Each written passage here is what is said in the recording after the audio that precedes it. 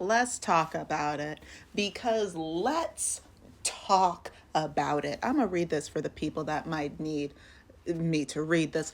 Traveling with no issues because I never let my baby daddy sign the birth certificate and gave her my last name.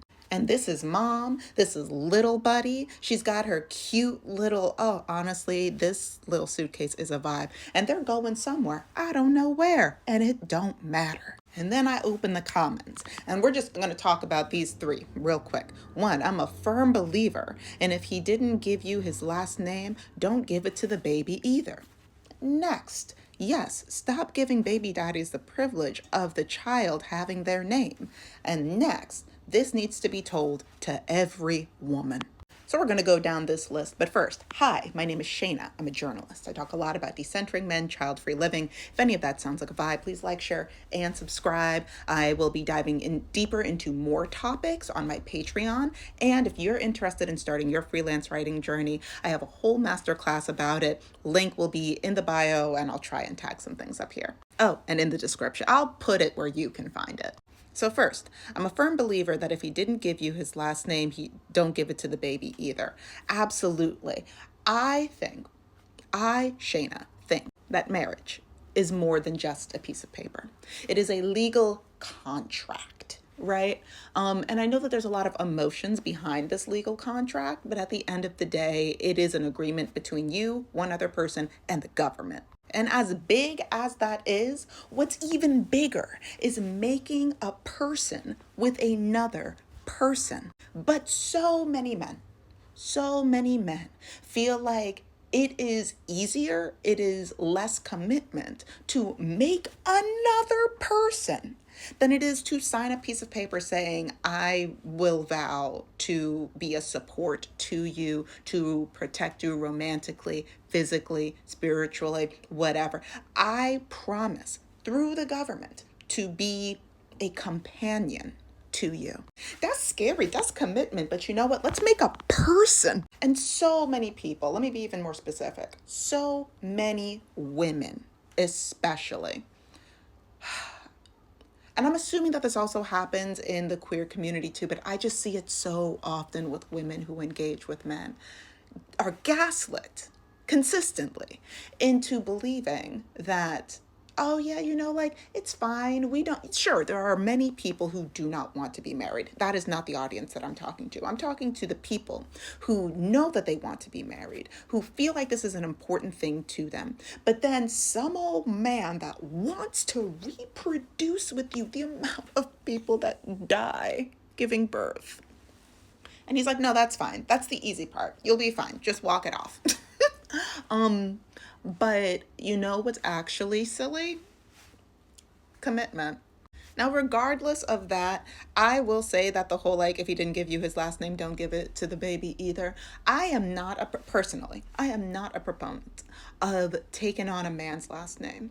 In the United States right now, and I can't remember where I talked about this. It could be on here. It's almost definitely on Patreon, about how so many women right now in the United States might lose the ability to vote because they literally took on their husband's last name. And their husband's last name is not the last name that's on their birth certificate or most other legal documents and the United States is upside down and on fire right now. So let's also just put that aside for a quick moment.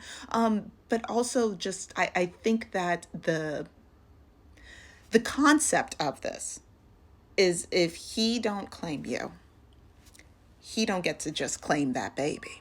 Next, stop giving baby daddies the privilege of the child having their name. Yes, it is a privilege, and I'm happy that that word was used. There are so many studies out there that talk about how not just women being involved in men's lives makes their life, extends their lives, improves their health, all of that stuff, but even more recently, as it relates to men who have daughters. Men who have daughters are shown to live longer.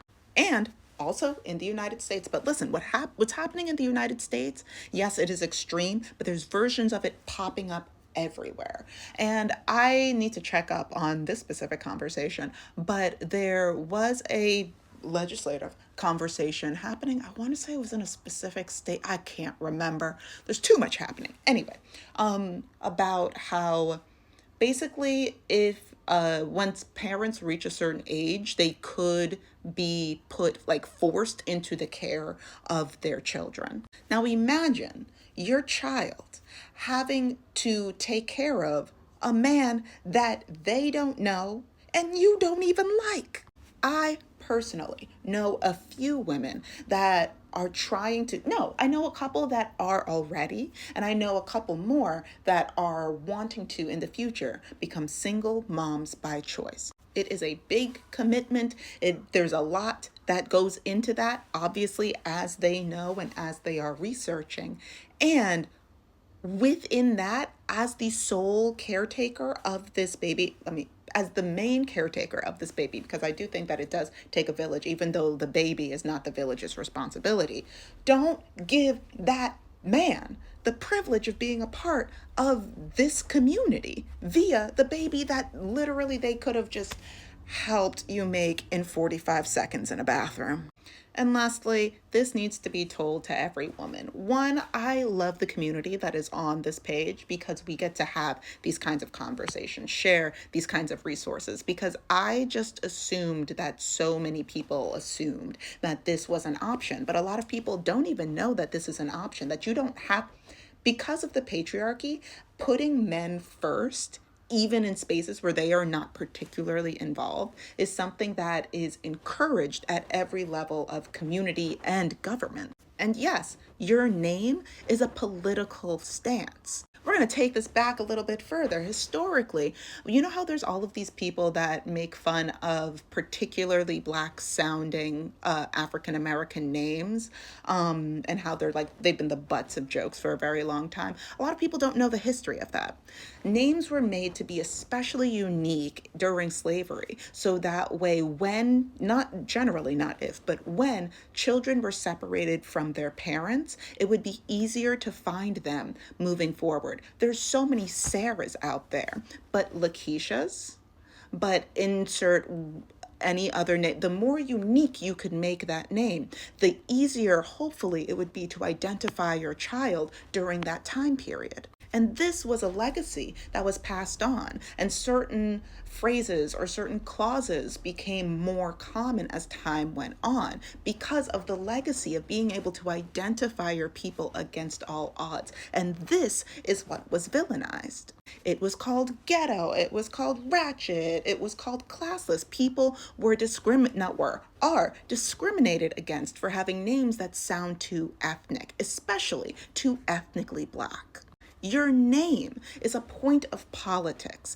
My name is a point of politics. The reason why my name is Shayna is because my mom didn't want me to be discriminated against if I ever decided to go into interviews. Now, she never would have guessed that I would become a freelance journalist and travel to places where nobody, she would have never guessed this, right? But the name and how you choose your name, including a last name, is a point of political relevance. And every woman needs to be told that their name is important. Your name is so important, not just to you, but to your community, to your, I don't even want to say legacy, but to the people that you honor moving forward and behind. And if that man is not somebody to be honored moving forward, or in looking back, do not include him in the deeply personal political statement that is your child's name. But these are my thoughts. This lady right here, 2 times, these are my thoughts. Let me know yours in the comment section. Don't forget to like, share, and subscribe. Check out my other things, and y'all stay safe out there.